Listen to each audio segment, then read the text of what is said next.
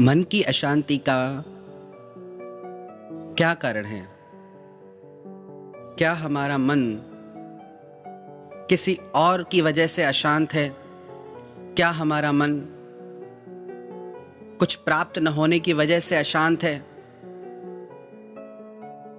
किस बात की वजह से हमारा मन अशांत है? किस बात की वजह से हमारा मन दुखी रहता है? एक बात याद रखें, जब तक हमें यह लगता है, जब तक हमने यह मान रखा है कि हमारा मन किसी और की वजह से अशांत है, किसी और की वजह से दुखी है, तो हम सारा जीवन कोशिश कर लें मन को शांत करने की, मन कभी शांत नहीं होगा। क्योंकि एक व्यक्ति हमारे अनुकूल हो भी जाए, पर पूरी दुनिया हमारे मन के अनुकूल नहीं हो सकती। कोई ना कोई ऐसा मिल ही जाएगा जो हमारे मन को अशांत कर देगा। अशांति हमारे व्यक्तित्व से आती है। जो हमारे भीतर होता है वही हमारे जीवन में आता है। एक गांव के बाहर एक महात्मा कुटिया बना के रहते थे। वहां से एक व्यक्ति गुजरा। उसने उस महात्मा से पूछा कि हे महात्मा, ये गांव कैसा है? मैं सोच रहा हूं जिस गांव में मैं रहता हूं उसको छोड़ के इस गांव में बस जाऊं। यहाँ के लोग कैसे हैं? यहाँ के लोगों का व्यवहार कैसा है? महात्मा ने कहा, मैं तुम्हारी बात का उत्तर बाद में दूंगा, पर पहले तुम बताओ, तुम जिस गांव से आ रहे हो उस गांव के लोग कैसे हैं? वो बोला कि वहां के लोग बिल्कुल भी अच्छे नहीं हैं। उन लोगों ने मुझे इतना कष्ट, इतनी पीड़ा दी है, उनकी वजह से तो मैं वो गांव छोड़ के यहां आया हूं। यहां के लोग कैसे हैं? तो महात्मा बोले, फिर तुम यहां बिल्कुल भी मत रहना, क्योंकि यहां के लोग तो बहुत बुरे हैं। तुम्हारे गांव के लोग तो कुछ भी नहीं, यहां के लोग तो बहुत कठोर हैं। वह व्यक्ति आगे चला गया। थोड़ी देर के बाद एक और व्यक्ति आया। उसने भी महात्मा से वही प्रश्न किया कि हे महात्मा, इस गांव के लोग कैसे हैं, कैसा व्यवहार करते हैं? तो महात्मा ने उससे भी वही प्रश्न किया कि पहले आप बताओ, आप जहां से आते हो वहां के लोग कैसे हैं? वो बोला कि वहां के लोग बहुत अच्छे थे, हर बात में मेरा साथ देते थे, हर दुख सुख में, हर बात में ख्याल रखते थे।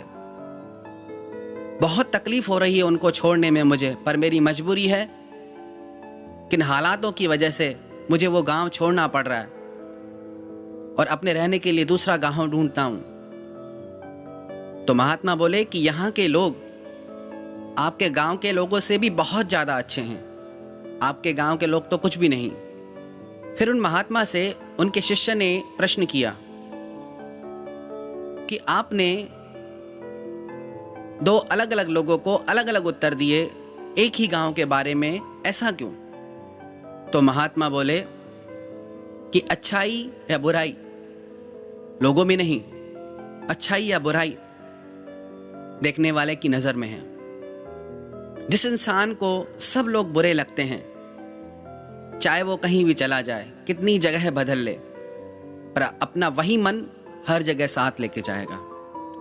जिस इंसान को हर जगह अच्छाई दिखती है, चाहे वो कैसी भी जगह जाए, कैसी भी परिस्थिति में जाए, उसको सब अच्छा ही लगेगा। एक इस तरीके के लोग होते हैं जो हर बात में शिकायत करते हैं, और एक इस तरीके के लोग होते हैं जो हर बात में भगवान को धन्यवाद देते हैं। महाभारत की एक कथा है। भगवान कृष्ण ने दुर्योधन से कहा कि जाओ, पूरे शहर में जाओ, कोई अच्छा व्यक्ति ढूंढ के लाओ जिसमें कोई भी दुर्गुण नहीं हो, कोई भी बुराई नहीं हो, पूरी तरह से अच्छाई भरी हुई हो जिसमें। और युधिष्ठिर से कहा, जाओ शहर में घूम के आओ और कोई बुरा व्यक्ति ढूंढ के लाओ जिसमें कोई भी अच्छाई नहीं हो। 2-4 दिन दुर्योधन भी घूमता रहा, युधिष्ठिर भी घूमता रहा। दोनों वापस लौटकर कृष्ण के पास आए, दोनों खाली हाथ। भगवान ने दुर्योधन से पूछा कि क्यों दुर्योधन, पूरे शहर में तुम्हें कोई अच्छा व्यक्ति नहीं मिला? दुर्योधन बोला, क्या बताऊं मैं आपको, अच्छाई तो अभी रह ही नहीं गई है। हर जगह बुरे लोग बैठे हैं, पवित्र स्थानों में भी मुझे पाखंडी लोग ही नजर आते हैं। हर जगह ठगी और झूठ का व्यापार है, कोई अच्छा इंसान पूरे शहर में नहीं। फिर युधिष्ठिर से भगवान ने पूछा कि क्यों युधिष्ठिर, तुम्हें पूरे शहर में कोई बुरा व्यक्ति नहीं मिला?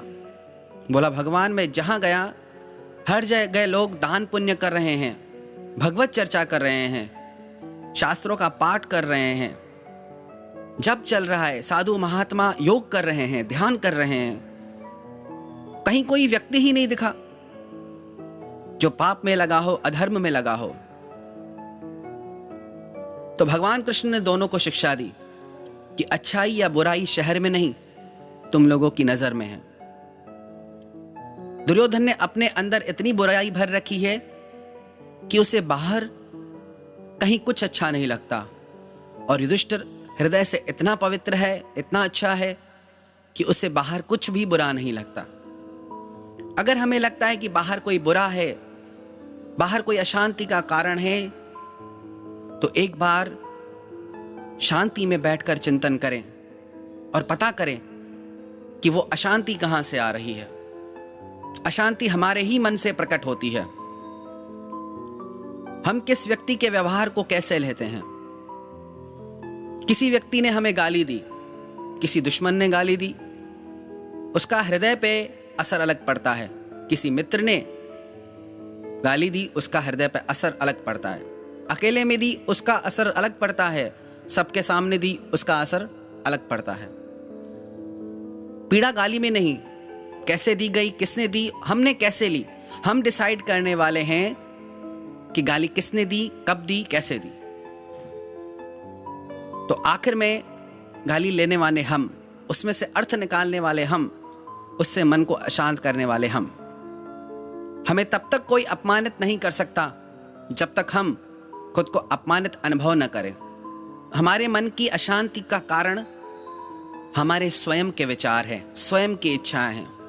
सबसे बड़ा जो अशांति का कारण हमारे मन में है, वो तब होता है जब हमारी इच्छाएं पूरी नहीं होती, जब हमारी इच्छाओं के बीच में, कामनाओं के बीच में लोग और परिस्थितियां रुकावट बन जाती हैं। तब हमारा मन अशांत हो जाता है, दुखी हो जाता है। अगर हम अपने मन को हर परिस्थिति में कुछ अच्छा देखने की आदत डाल दें, हर चीज में कुछ अच्छा नजर आने लग जाए, तो हमारे मन की सारी अशांति दूर हो जाए। अगर हम मन को शांत करना चाहते हैं तो छोड़ दें अशांति को, हम ही ने पकड़ा है और छोड़ना भी हमें ही पड़ेगा। एक महात्मा के घर रात के समय एक चोर चोरी करने आया। जैसे ही चोर भीतर घुसा, महात्मा की नींद खुल गई। महात्मा ने उस चोर को देखा। महात्मा को देख चोर भागने लगा, तो महात्मा ने कहा, रुको, कहां जाते हो, कौन हो तुम? बोला, आपसे क्या छुपाना, मैं चोर हूं, चोरी करने आया हूं। वो महात्मा बोले कि स्वागत है तुम्हारा, पर मैं क्या करूं? तुम इतनी रात में, इतनी बारिश में अपनी नींद छोड़कर, ऐसी कौन सी मजबूरी है जो तुम यहां पे चोरी करने आए हो, और मेरे पास तुम्हें देने के लिए कुछ ज्यादा है भी नहीं। महात्मा के पास 5-10 रुपए थे। उन्होंने कहा, बस यही है मेरे पास, ये तुम ले जाओ। महात्मा ने वो रुपए उसे दे दिए। जब वो चोर जाने लगा तो महात्मा ने कहा, रुको, धन्यवाद तो देते जाओ। वो चोर भी सोचने लगा कि कैसा अजीब महात्मा है। उसने धन्यवाद दिया और चला गया। कुछ दिन के बाद वो चोर पकड़ा गया। न्यायपालिका में उसको लेके आए। प्रमाणित हो चुका था कि उसने बहुत चोरियां की हैं। महात्मा के घर भी उसने चोरी की है। उस महात्मा की बात को सब मानते थे। अगर वो महात्मा कह दे कि इस चोर ने उस महात्मा के घर चोरी की है, तो इस चोर को निश्चित सजा मिलेगी। महात्मा को बुलाया गया गवाही देने के लिए कि क्या आप इस व्यक्ति को जानते हैं? महात्मा बोले, हाँ मैं जानता हूं, ये मेरे मित्र हैं। उनसे पूछा गया कि क्या इस व्यक्ति ने आपके घर चोरी की? महात्मा बोले, नहीं, इसने मेरे घर चोरी नहीं की। एक बार इसको कुछ रुपयों की जरूरत थी, ये मेरे पास आया, मैंने इसको रुपए दिए, इसने मुझे धन्यवाद दिया, बस बात वहीं पूरी हो गई। चोरी का तो कोई सवाल ही नहीं। महात्मा की गवाही पर उसे छोड़ दिया गया। वो चोर महात्मा के चरणों में गिर के रोने लगा और माफी मांगने लगा और कहने लगा कि आपने मुझे क्यों बचाया? महात्मा बोले कि मुझे अब कोई चोर ही नजर नहीं आता। जिस दिन मेरे भीतर का चोर मर गया, तब से मुझे कोई चोर नहीं लगता, मुझे सब अच्छे लगते हैं। जब तक हमारे भीतर दुख का बीज है, अशांति का बीज है, पीड़ा का बीज है, तब तक बाहर लोग कैसे भी बदल जाएं, चीजें कैसे भी बदल जाएं, हम सुखी नहीं हो पाएंगे।